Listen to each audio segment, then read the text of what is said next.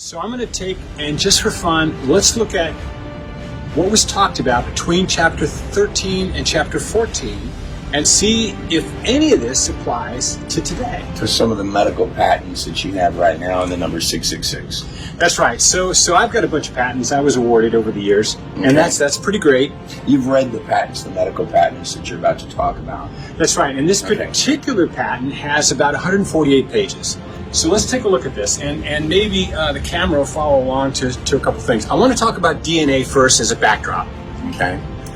All right, so your DNA looks sort of like if you took a ladder and untwisted it, because it's a double helix, right? Mm-hmm. Took it like looking at a ladder, you're going to look at this. This is basically what a DNA looks like if you stretched it out. Okay. And again, it just looks like a ladder. Okay. Why don't you draw it a little larger here? So you've got a DNA strand. So a DNA strand, if I took the twist out of it, looks like a ladder. Looks like a ladder. Okay. But the key thing that you might want to know is on any DNA, including human DNA, not all of the steps come together. Mm-hmm. For instance, if I take half of a DNA, which is called an RNA, and I make two halves of a ladder split right down through the center of the steps, right? Mm-hmm. So I'm going to do this. Can you guys see that? Yeah. Okay. Yeah. So this is called an RNA. So one half is RNA and the two halves. Well, the two are RNAs. When it comes together, it's dual, like DNA. Right. It doesn't mean dual, but that's kind of a concept. And not every ladder part is connected. That's right. Okay. So, for instance, this half comes from your mom, and this half comes from your dad.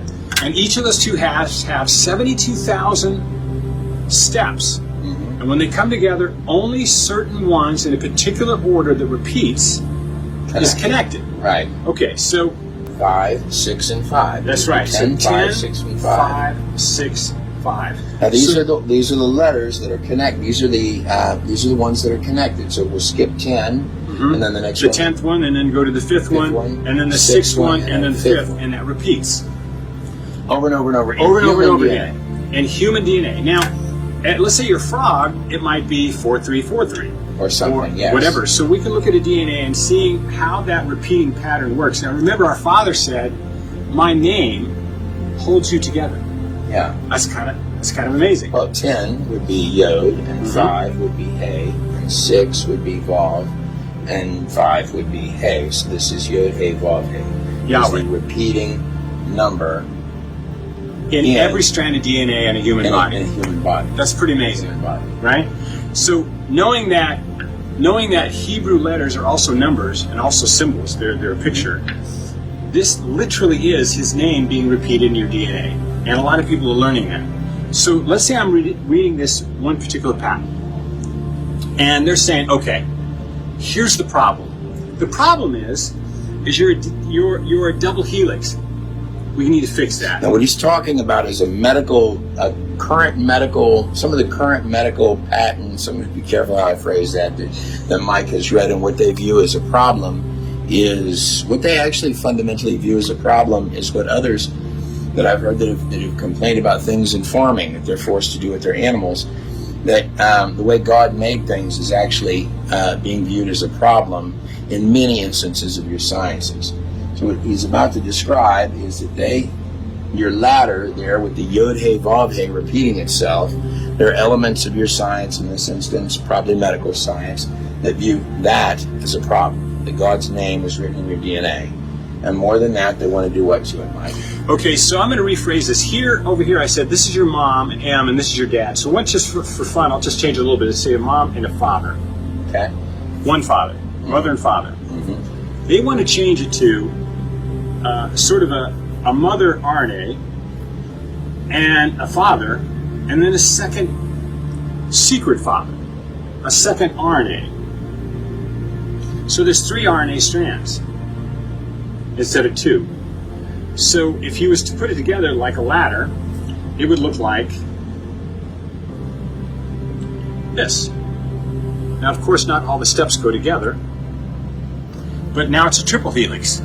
So this patent for this particular serum that they want to inject, go ahead, right, is the system and method. They want to change you from this to here, right? And that you'll become a triple helix. Now, during the course of the patent, and I've had patents like this too, so let's say you developed this particular serum over the course of years, you then file for patent. And now you're using it, and for some reason, in their narrative, it isn't working as much as they should. So they said, okay, we've got to change up the serum and try to destroy your immune system a bit. That way, this thing takes hold better. So it's a modified RNA that we want to use. Okay. Pretty interesting. But the concept is this: we're going to take the mother part of the your DNA and add not just a father, but a second father. Now, I don't know where that second thing is coming from.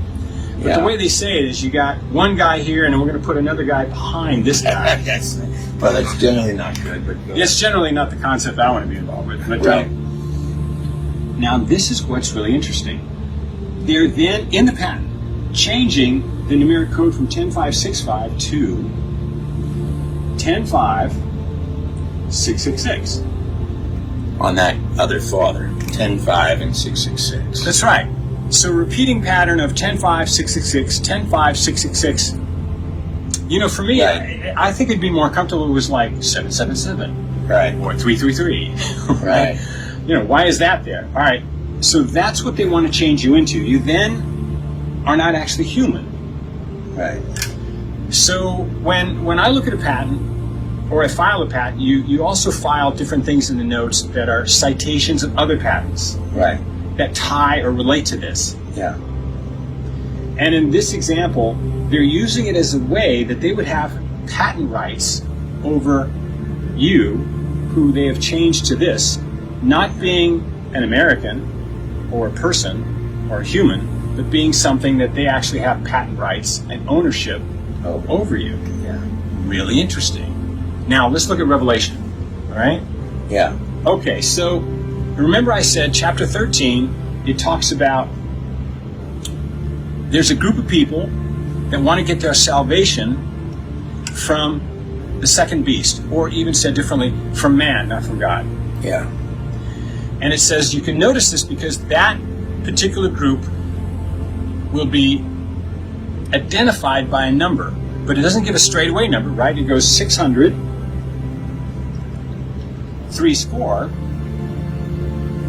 6. Okay. And it says, he who has wisdom, calculate that number. Mm-hmm. Now, you notice it doesn't actually say 666. It doesn't say Why that. don't you come up so you can see the math on the page when he does this part of it? Now, watch this. Let's say a group of people that their RNA and DNA is exactly the way they were designed. Okay. So their DNA number would have a numerical value as 10, 5, 6, 5, or Yod, A, Vav, A. Okay. God's name repeating. And they get their salvation not from the world, not from the pharmaceutical world, but from the Son of God. Mm-hmm. That's great. Their DNA has 2 strands of 72,000 each. 72,000 times 2, It's 144,000. 144,000. Just like in the book of Revelation. That's right. Well, let's look at the other. The other one. The But other the one other that case- might be existing crap patents. That's right. They have 3 strands of 72,000 apiece, and you take that times 3, which is 3 RNA strands. You're at 216,000. Now, where does that come from? Okay, so 3 strands at 666 is Now, 216,000. 3 strands. Each strand, remember, has 72,000 steps. 72,000. Right. Okay, so So 72,000 steps. If each of the 3 steps, 1 from the mother and 2 from 2 different 2 different dads. fathers, Yeah. right? You've got 216,000. Now, Okay. you also have 666 here. Mm-hmm. Let's go back to Revelation 13. It says 600, 3 score 6, and calculated. Okay. Well, what's a score? The score is 20. So 600, 3 score is 60, and 6, you get 666, 666, which matches the numerical number in the new triple helix strand that is in the patent. That's interesting. But what if I do this? If I take 600 and I multiply it times 60, and I multiply that times 6, I get 216,000. The same thing is right over here. Tell them quickly. Tell them, is the video still recording? Okay, tell them quickly about the first horse of the apocalypse. The first horse being named Pharmakia. Yeah, this is a really, really interesting thing. Okay, so let's look at something else that's going on at the same time near the end of this, the end of days, or the end of days of the 6th millennium. Now, do you know anybody today that represents Pharmakia and wears white? Well, let's go a little farther. I just mentioned it. Yeah. So let's go a little farther. He's holding a sword. Now, in Greek mythology, if the sword has one snake going on it, it represents possible healing. But if it has two, it's a trick. It's a poison. Fascinating. Well, this thing's holding a sword. He's wearing white, and he has a crown. He has authority. He is Pharmakia. Mm-hmm. And remember, it says, people watch out, because in those days the world will be fooled by not sorcery, which is usually translated as Pharmakia. Okay. I think that applies a lot. So what's a big world event in and around the world being fooled by Pharmakia? And when did that event happen? 2020.